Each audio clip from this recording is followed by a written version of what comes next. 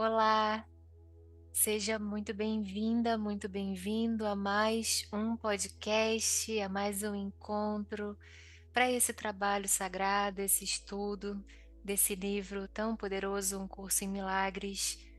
Estou aqui mais uma vez com Gabi Helena, que é a nossa leitora e interpretadora desse livro. Bem-vinda, Gabi. Gratidão. Gratidão, Néia, gratidão para todo mundo que está aqui com a gente hoje. Vamos então continuar a leitura do capítulo 3. Agora a gente está na seção 4, que é o erro e o ego. Então, para quem tiver o livro, está na página 44. Antes de começar, vamos tirar um momento para a gente ir se conectando. Vai se conectando com o seu coração, respirando fundo. Aproveita o momento para entregar qualquer inquietação, qualquer questão que possa estar na frente desse momento que a gente vai ter aqui, que a gente possa estar 100% abertas para o que ele quer falar com a gente hoje, que for verdadeiramente útil para a gente acessar hoje aqui.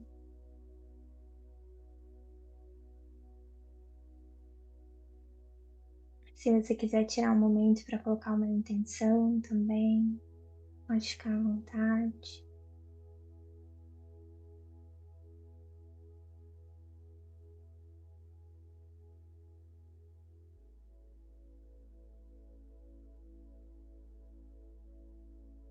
Pode ir retornando.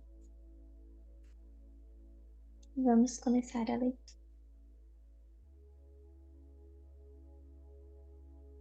O erro e o ego. As capacidades que possuis agora são apenas sombras da tua força real. Todas as tuas funções atuais estão divididas e abertas ao questionamento e à dúvida. Isso é assim porque não tens certeza quanto ao modo que vais usá-las e és, portanto, incapaz de conhecimento. Tu também és incapaz de conhecimento porque ainda podes perceber sem amor.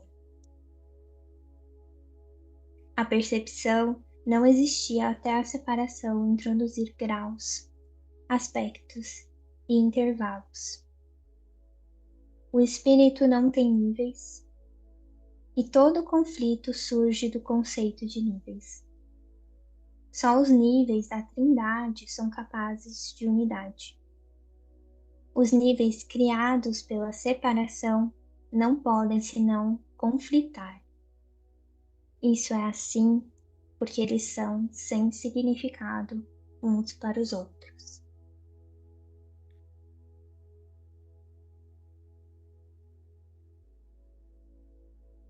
Ok, tá. Bom, primeiro eu sinto que ele começa, né, falando das nossas capacidades, que são sombras da nossa real força, de quem a gente realmente é. Eu sinto que está relacionado com a ideia de autoconceito também, da ideia que a gente tem da gente, né? De quem a gente é e de quem nós de fato somos, né? Então, a ilusão que a gente fez de quem a gente acha que é e a percepção, o conhecimento real de quem a gente de fato é. Aí ele fala, né, que todas as nossas funções estão divididas e abertas ao questionamento e à dúvida, que essa é uma das grandes questões do ego, né? Ele sempre vai colocar a gente em xeque, em dúvida. Tudo, qualquer coisa que a gente fizer nesse mundo, se a gente for olhar com o olhar do ego, cabe a dúvida, cabe a insegurança, a sensação de medo, de que não é bom o suficiente, né? Então, ele está sinalizando a gente isso, que isso está muito construído, está muito ligado a esse autoconceito que o próprio ego cria, né? Que é um conceito falho de que nós somos pequenos, nós somos vulneráveis, nós somos frágeis e falhos, né?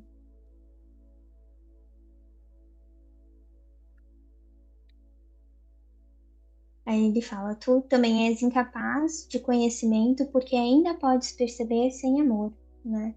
Porque para ele, quem a gente realmente é, nós somos só amor. Então a nossa percepção real, nosso conhecimento real, né, de quem a gente é, de tudo, né? De tudo que a gente percebe, só pode ser amor. enquanto a gente percebe algo a parte do amor, a gente está barrado na ideia do conhecimento. Que lembrando, na semana passada, que ele faz uma diferença entre a percepção e o conhecimento, né? Que o conhecimento é essa experiência maior, é um acesso, né? É isso, eu conheço, eu sei o que Uhum. eu sou, eu sei o amor, mas numa experiência mesmo. E a percepção é aquilo que a gente ainda percebe como ego. E lembrando que no último capítulo ele falou que a percepção ela é usada em etapas para que a gente possa acessar o conhecimento, para que a gente possa acessar verdadeiramente esse estado de consciência, né? Porque o amor, na verdade, para os milagres, é um estado de consciência. Ele não está limitado a um objeto, né? Então, o amor não é uma pessoa, não Aham. é sei lá, um bule, não é uma casa, não é nada, não pode estar contido jamais em nenhum tipo de objeto. E o que o ego faz no mundo é transferir o amor para objetos, né? Uhum. Para um lugar, seja qual for, para qualquer forma, para tentar conter o amor dentro de alguma coisa. E o que ele traz é que o amor, na verdade, é um estado de consciência que a gente acessa, que é o nosso real estado, né? Quem a gente realmente é. E aí, o que a gente está fazendo no livro é remover todas as barreiras a esse estado de amor, né? Então, a gente está removendo todos esses conceitos, essas ideias que a gente tem de quem a gente realmente é, para de fato conhecer quem nós somos, né? Aí, no final, ele fala um pouquinho sobre a ideia de níveis, que a gente também já conversou, né? Porque essa é a grande predileção do ego, criar níveis, criar coisas sutis, assim, ah, aqui é mais ou menos, aqui é ruim, aqui é médio, aqui é muito bom. Então, porque isso são, se a gente for olhar na essência, isso são preferências, né? Então, o Uhum. ego, ele cria níveis para que a gente tenha cada vez mais barreira na frente daquilo que é o essencial, sabe? Tipo assim, se tudo é amor, tudo é amor. Então, e aí a gente coloca na frente uma série de preferências que a gente fica apegado, ah, não, mas isso foi assim, isso foi assado, mas tinha que ser diferente. E aí a gente fica ligado nos níveis, ligado nessas separações, tentando resolver essas separações, esses níveis que não estão agradando ao nosso ego, e não conseguindo enxergar a unidade maior, né? Em alguns momentos do livro ele fala, né? Você só tem um problema, né? Todas as pessoas só têm um problema. A gente não tem vários problemas. O ego cria vários problemas para a gente resolver. Mas a gente só tem um problema, que é o nosso problema relacionado à nossa percepção de quem a gente realmente é. É o equívoco na nossa mente, até ter criado esse mundo, né? A gente ter acreditado que a gente poderia viver a parte de Deus e ser aquilo que a gente não é. Esse é o único problema que a gente tem, né? E quando a gente resolve esse problema, não tem mais nenhum outro, digamos assim. É, essa ideia dos níveis ela é muito profunda, né? E ainda tem isso que você falou, tem as questões das preferências e dos níveis pessoais, e o jogo ele fica mais complexo que também tem o senso comum, que são os níveis, né, tipo, do coletivo. E aí torna o jogo um pouco mais complexo, mas é isso. 2. A consciência, o nível da percepção, foi a primeira divisão introduzida na mente depois da separação, fazendo com que a mente seja um perceptor ao invés de um criador. A consciência é corretamente identificada como o domínio do ego. O ego é uma tentativa da mentalidade errada para perceberes a ti mesmo como desejas ser ao invés do que és. No entanto, só podes conhecer a ti mesmo como és, porque essa é a única coisa quanto à qual podes ter certeza. Tudo mais está aberto ao questionamento.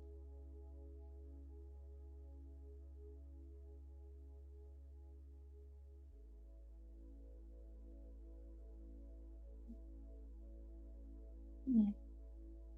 Sim, ele traz essa ideia, né, que a consciência, no nível da percepção, foi criada pelo ego, né? Então, a gente ter essa consciência que a gente tem faz parte de uma criação do ego, né?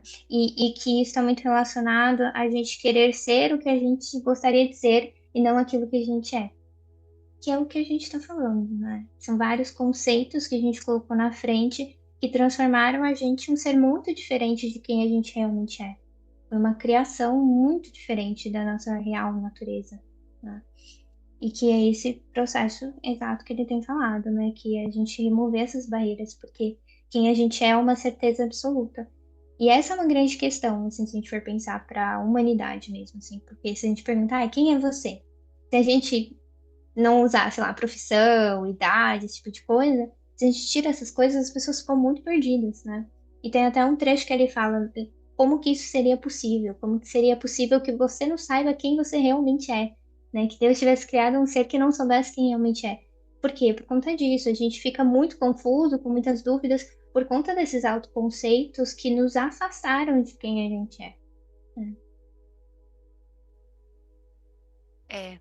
E nesse, eu me lembrei agora das primeiras lições desse curso aqui, e que também são alguns exercícios de mindfulness e que acredito que sejam exercícios para que a gente possa ir aos poucos limpando essa, essa visão de mundo, né?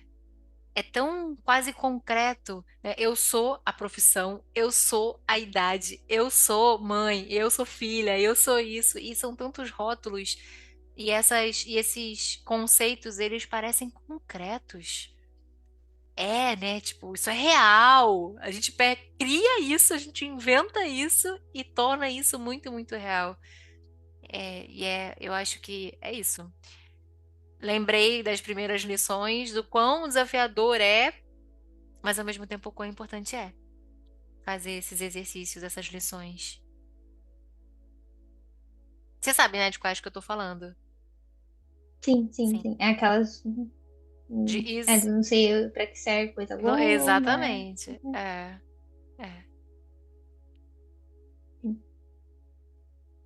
Três. O ego é o aspecto questionador do ser pós-separação que foi feito ao invés de criar. É capaz de fazer perguntas, mas não de receber respostas significativas, porque estas envolveriam conhecimento e não podem ser percebidas. A mente está, portanto, confusa, pois só a mentalidade una pode ser sem confusão. A mente separada ou dividida não pode deixar de ser confusa. É necessariamente incerta em relação ao que é. Tem que estar em conflito, pois não está de acordo consigo mesma.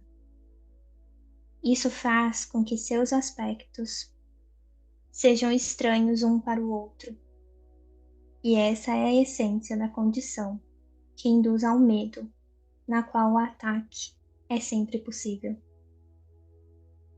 Tens toda a razão para sentir medo, percebendo a ti mesmo como tu te percebes. É por essa razão que não podes escapar do medo enquanto não reconheceres que não criastes a ti mesmo, nem poderias tê-lo feito.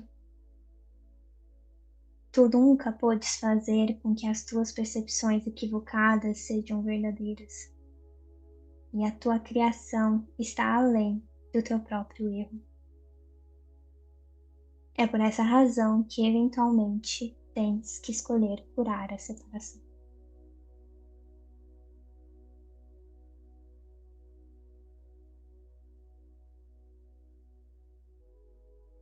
É, sim. Eu sinto que aqui ele ressalta, né, essa ideia de que o ego é uma ideia de separação, né, que surge ali pós-separação da mente. E que ele é uma mente muito confusa porque a separação é o diferente, né? A gente criar várias coisas diferentes que não se conversam, né? Essa é a separação. É diferente de unidade, é diferente de quando, né, eu tô alinhada com fulano. Se eu tô alinhada com fulano, eu tenho uma percepção parecida com a dele. A gente dialogou e chegou na mesma conclusão. Quando a gente fala de separada, né? Eu tô separada de fulano, eu tô pensando diferente, eu tô agindo diferente, a gente tem valores diferentes.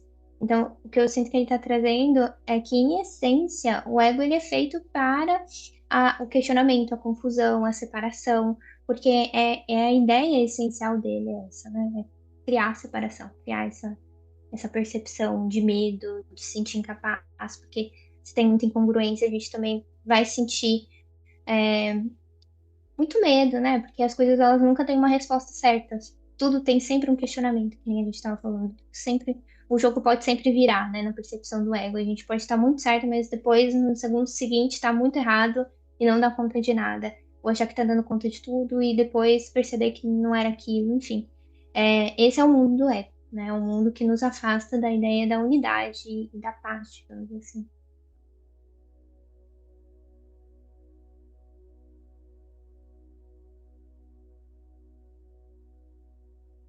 A mentalidade certa não deve ser confundida com a mente que conhece, porque só é aplicável à percepção certa. Tu podes ter a tua mente disposta para o que é certo ou errado, e até mesmo isso está sujeito a graus, demonstrando claramente que o conhecimento não está envolvido.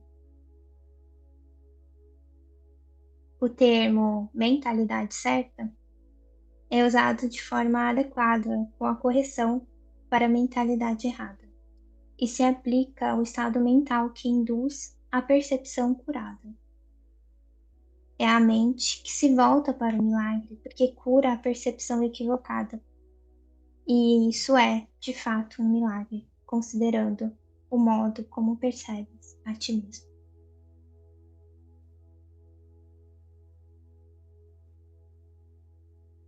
É.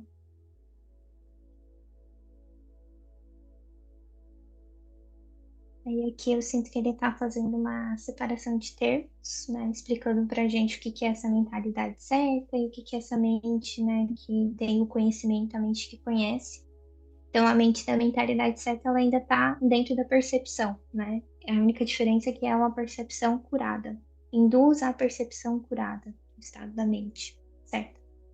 Quanto à mente equivocada, a gente ia ali totalmente ligado no ego, né?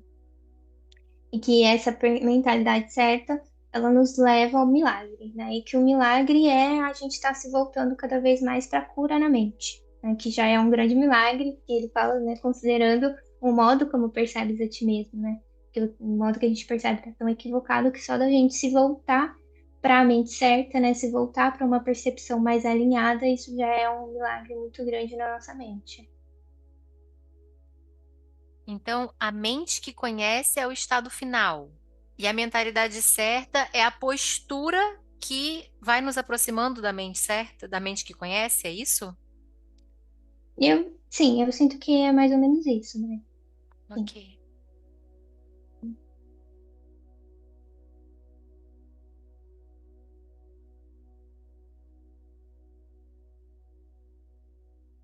Embora, assim, eu não tenho certeza se a mente que conhece é um estado exatamente final, pode ser que seja, realmente não tenho esse entendimento, né?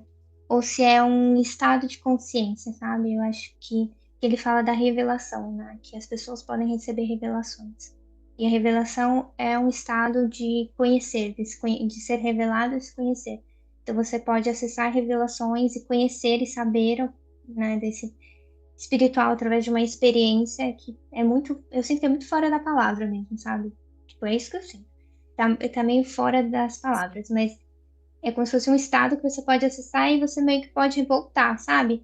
E daí você volta com esse conhecimento que ele é inquestionável, porque é o que ele falou Uhum. no outro, né? Ele é um conhecimento certo, que essa é a diferença entre o ego e o Espírito Santo e a nossa mente correta, né? A nossa mente que conhece. A mente que conhece não tem dúvidas. Então, Uhum. eu sinto que é um estado de consciência que depois que você acessa, você não. É tipo como se eu não tivesse que, como, que desver, sabe? Sim. Mas isso não necessariamente pode ser colocado em palavras. Enfim, eu acho que é só uma certeza, né? Uma mente que Uhum. conhece, ela conhece a sua natureza, ela conhece a verdade. É, que eu sinto que precisa de um preparo na mente, por isso que ele fala tanto na mente certa, os milagres, né? Para a gente ir acessando esses estados. E que eu acredito que tem ali um estado final que ele fala mais de expiação, né? O estado final é o estado da Sim. expiação completa. Que é quando a Uhum. gente perdoa o mundo inteiro. Então a gente perdoa todas essas ideias de separação que a gente criou, né? Lembrando que para um curso de milagres o perdão é reconhecer que não houve equívoco, então que isso tudo nunca foi verdadeiro, né? E aí o perdão é tudo, né? O perdão é o ruim, mas o perdão também é o bom. E a gente conseguir enxergar tudo como uma grande ilusão e se perdoar, pronto, tchau. Digamos Uhum, assim. A gente volta para quem a gente sempre foi, digamos assim. certo. É. E nesse parágrafo parece que ele também está fazendo essa distinção entre o certo e o errado e os conceitos que ele está usando como mentalidade certa, mente que conhece. Ele está dizendo, ó, não é sobre isso, não é sobre certo e errado, porque isso ainda é sobre percepção. Sim, isso mesmo, Dani. Sim, Ok. sim.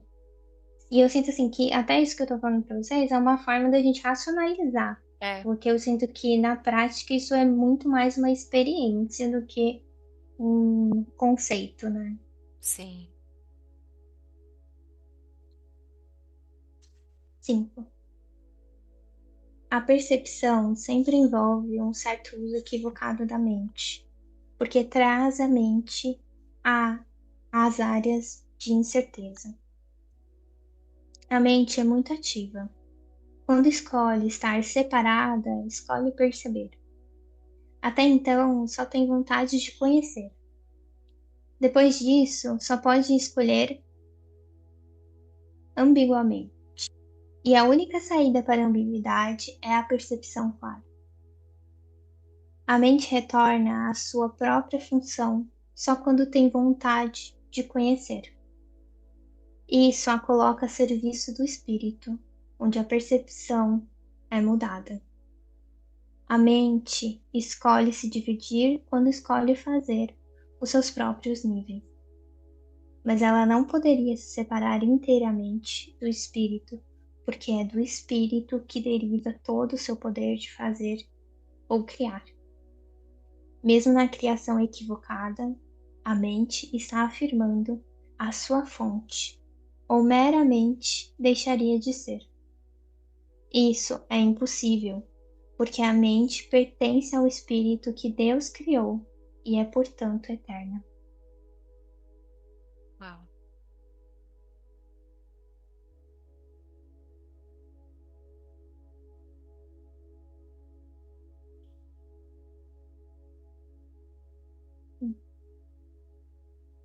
É. Aqui eu sinto que ele traz, né, que a mente no estado natural dela é uma mente que quer conhecer, né, que só quer conhecer a verdade, mas quando ela decide se separar é quando ela decide perceber, né? Porque daí eu sinto que a gente precisa criar um mundo, digamos assim, para a gente Hum. perceber, né? Um mundo de ilusões para que a gente possa perceber, porque a gente está criando algo à parte de Deus, que nem ele trouxe, né? Que é impossível, porque a gente é uma extensão de Deus. E uma vez que a nossa própria criação, o nosso próprio poder de criação vem de Deus, mesmo que a gente tente criar, a gente ainda está se afirmando dentro daquilo que a gente é, né? Porque não teria como a gente criar se a gente não fizesse parte de Deus. Então, por isso que vira essa grande ilusão, que ele diz que é um sonho impossível, né? Isso aqui é impossível. O que a gente fez é uma impossibilidade, né?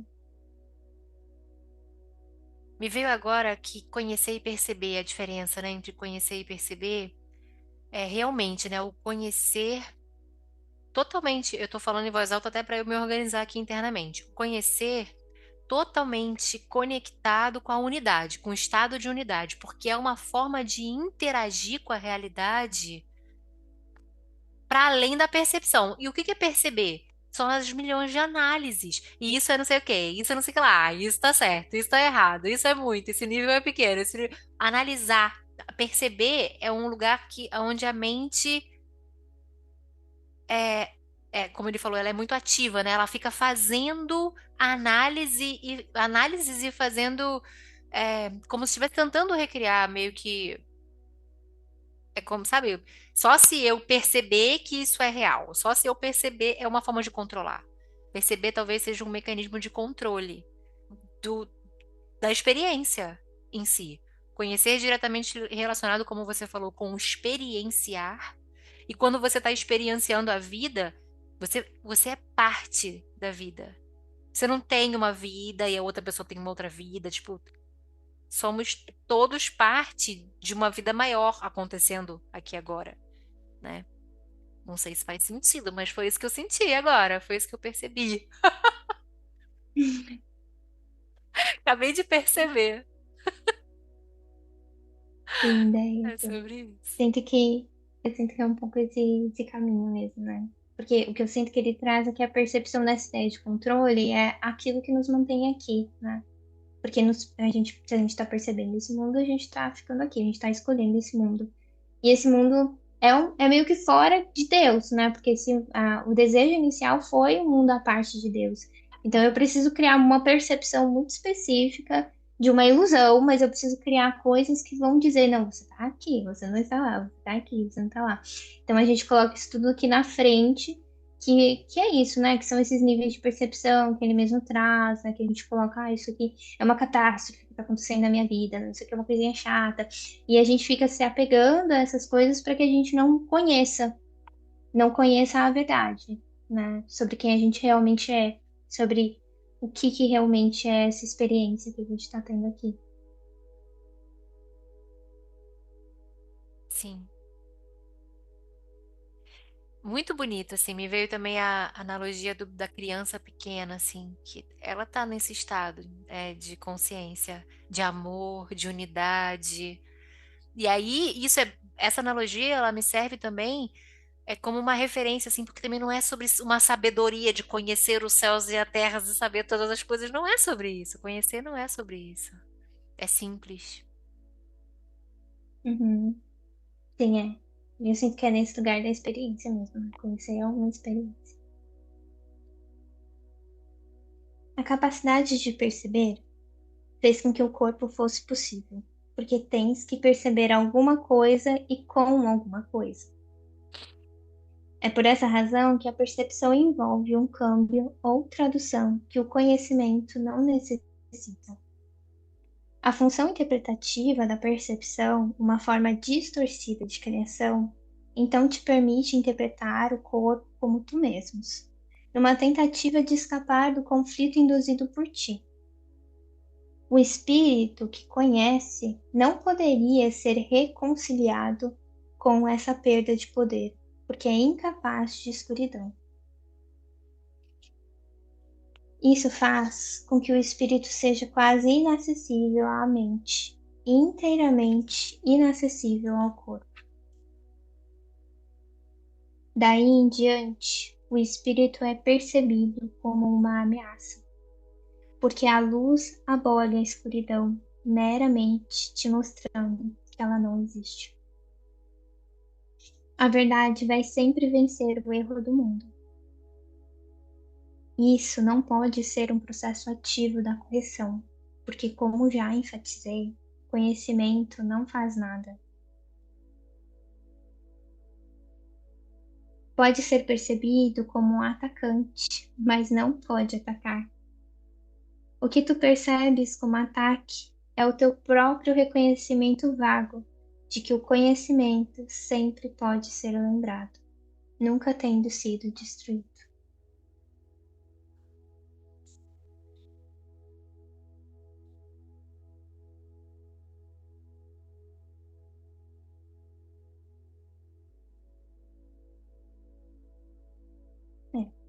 Aqui ele começa a falar um pouco, né, sobre a ideia do corpo, que o corpo ele é uma criação, para um curso de milagres, né, o corpo ele é uma criação do ego, porque é aquilo que delimita a nossa própria existência aqui, né? Então, se eu não tivesse um corpo, eu não seria esse ser separado. Não sei se só no nível físico, mas é essa ideia mesmo da separação, como se a gente tivesse conseguido conter, e tem outros momentos do livro que ele traz isso, né? Que o corpo ele é o grande triunfo do ego, porque é aquilo que nos convence com 100% de certeza que sim, você está aqui, você vive aqui, você é esse ser separado, com essa característica, com o olho dessa cor, o cabelo dessa cor, um corpo desse jeito, com essas dores, com essas limitações, porque o corpo, se a gente for parar para ver, tem até algumas sessões que ele fala sobre isso, né? O que que me fala alguma coisa que você faça que não seja para proteger o corpo, né? Manter a sobrevivência do corpo, alimentar o corpo. Tudo que a gente faz nesse mundo está a serviço do corpo. Pode pensar em qualquer coisa, tá a serviço do corpo. Então, para o curso Milagre, ele traz que o corpo, ele é o grande êxito, né? A grande criação do ego, que é aquilo que vai fazer com que você tenha certeza, não, ó, isso aqui é verdade, eu tô vendo com os meus olhos, eu tô ouvindo com os meus ouvidos, eu estou nesse corpo, eu sou essa pessoa, com esse autoconceito, com essa ideia de legal, de chata, de bonita, de feia, de um problema de saúde, enfim, todas essas ideias estão atreladas ao corpo, né? E se torna, por isso que ele fala, esse empecilho, né? Para nossa percepção, para o conhecimento, né? Uhum.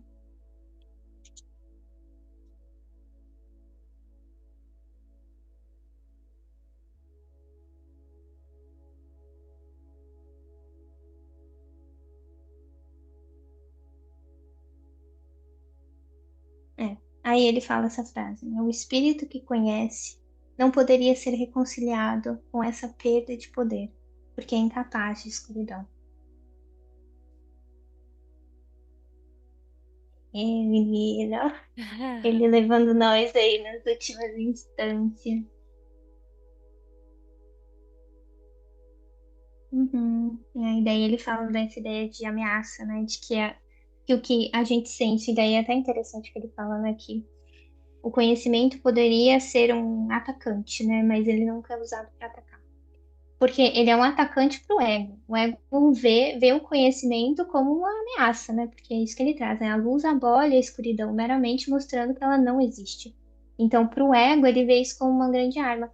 Só que para o espírito, não é nada, não é uma arma, porque é só a verdade, né? Uhum. Ele fala, a verdade não precisa de defesas. Então, ele até fala, né? Pode ser percebido como atacante, mas não pode atacar. O que tu percebe como ataque é o teu próprio reconhecimento vago de que o conhecimento sempre pode ser lembrado, nunca tendo sido destruído. O Sim.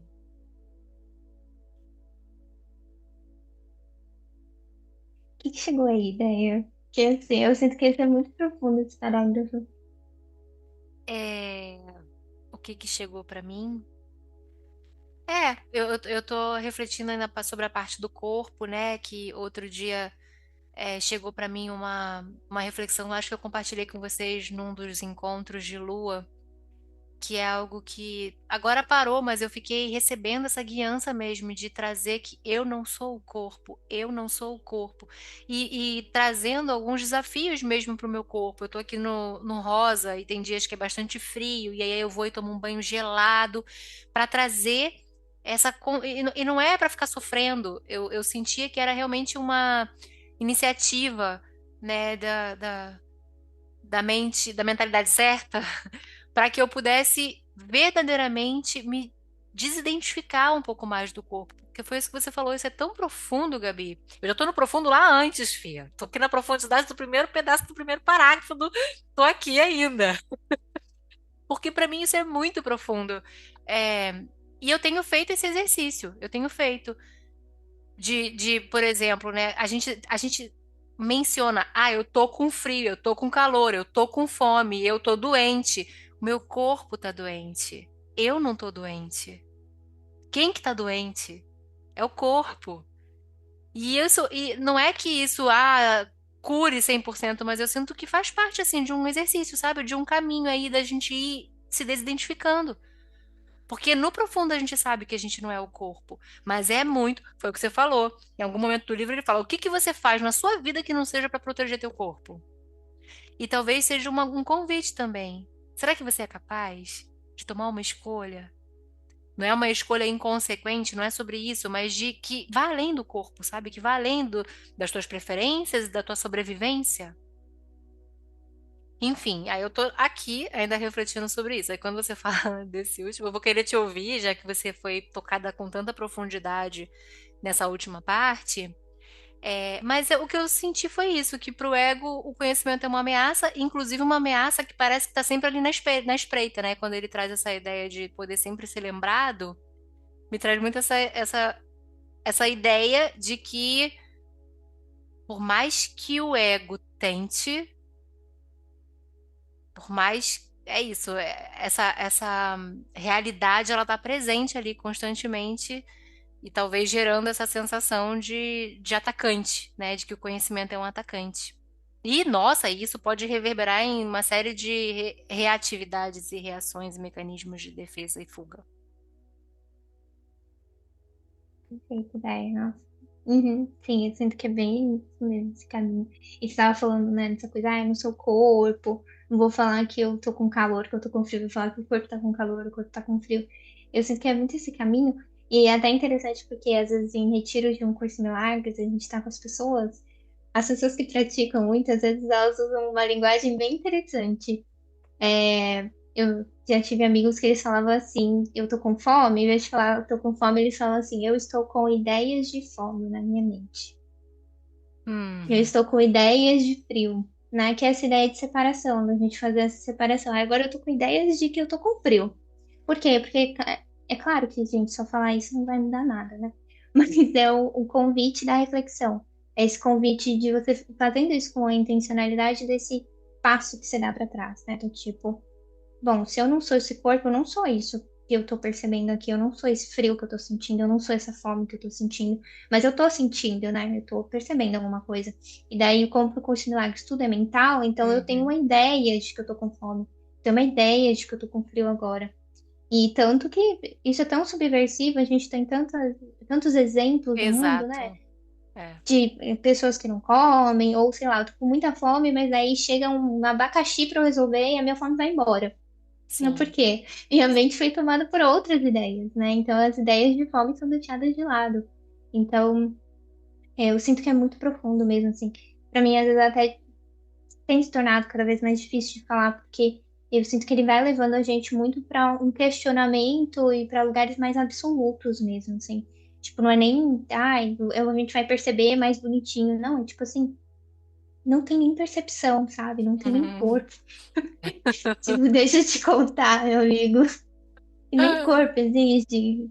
Então, É, né? é, é forte. É isso aí. E é sobre ideia mesmo, né? E como você falou, tem tantos exemplos, e exemplos, inclusive, de experiências que são feitas com pessoas que têm a ideia, que são levadas mentalmente a acreditar em algo e vivenciar tudo aquilo porque estão acreditando que aquilo está acontecendo. Então, real, para um curso em milagres, e existe essa corrente filosófica mesmo, né? De que o universo é mental e que tudo é mental.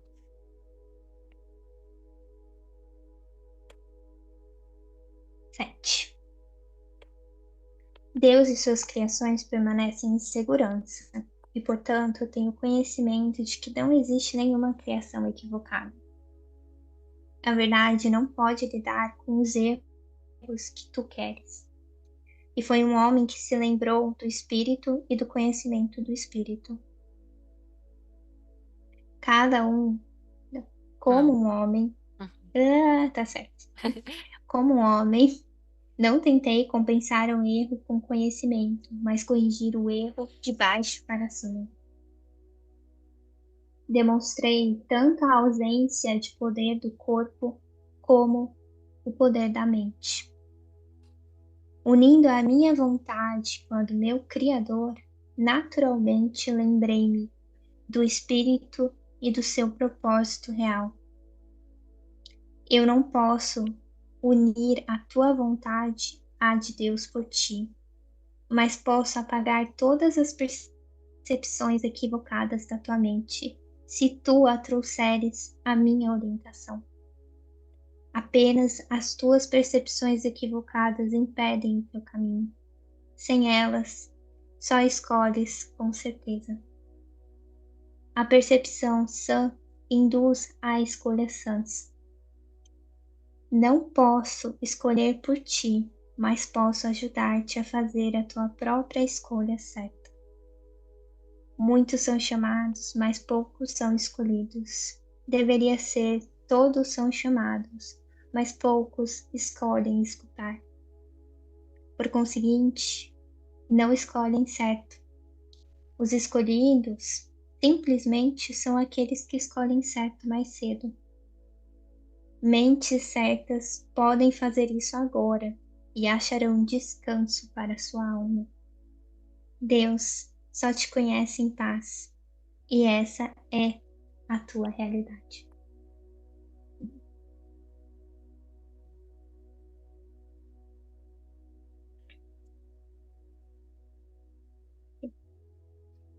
É, aqui, né, eu sinto que ele, no começo e no final, ele retoma essa ideia de quem a gente realmente é, então que a gente permanece em perfeita segurança, em perfeita paz, né? Quem o nosso real ser e que a única coisa que nos impede são essas percepções que a gente tem.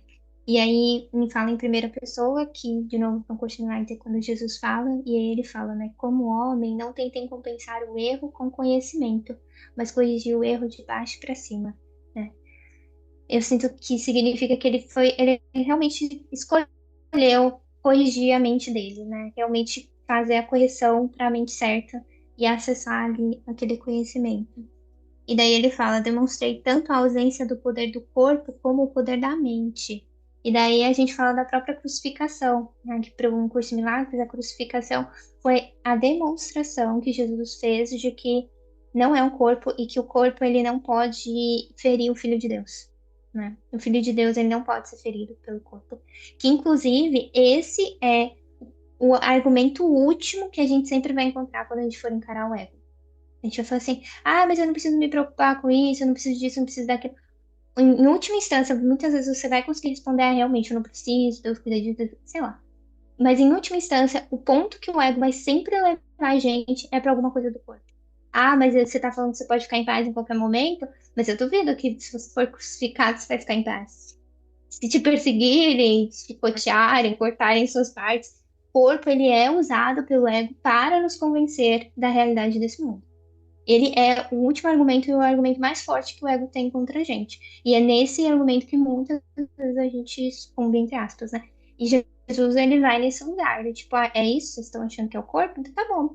Então vamos lá. Eu vou ser crucificado, vou morrer e vou mostrar para vocês que isso não abala o Filho de Deus, de fato, né? Isso não tem, isso não pode ferir jamais quem o Filho de Deus é, né? Não tira a paz da mente dele. Isso, nossa, gente, é tipo, uau. Enfim, um treino para nós. Uhum.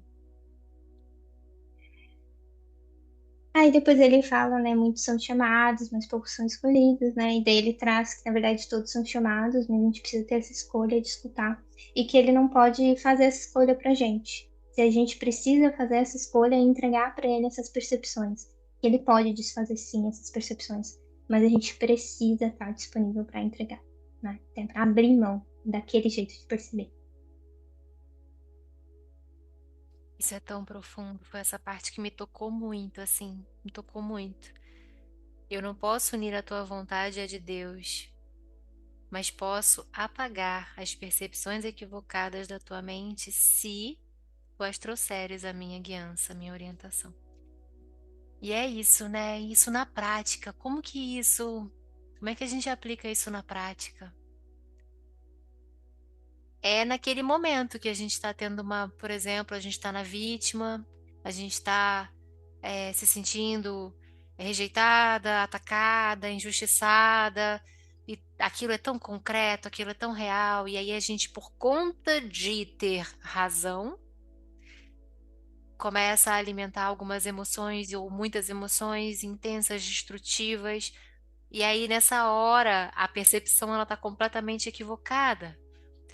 Ter essa humildade e ter esse respiro interno, esse espaço de tempo dentro para poder lembrar de entregar. Olha, a minha percepção é essa aqui agora. Toma, eu te entrego. Ela parece muito real, ela parece muito verdadeira. Isso aqui que aconteceu parece muito verdadeiro. Eu te entrego. Eu sinto que isso muda tudo, né? Muda tudo.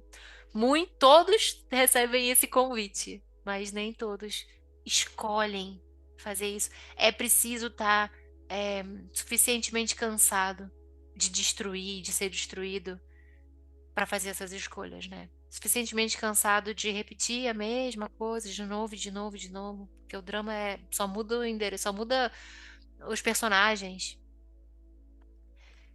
Enfim, profundo pra caramba. E lindo. Sim. muito profundo. Bom, eu sinto que é isso que a Sim, gente leu, a sessão 4.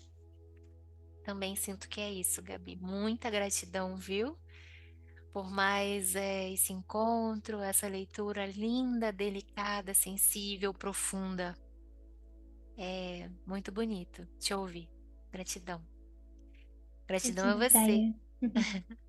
Gratidão a você que está ouvindo a gente também, que possa estar também enriquecendo seu universo simbólico aí, sua experiência. Então é isso, fechamos? Ok. Então até o próximo encontro. Gratidão. Tchau, tchau.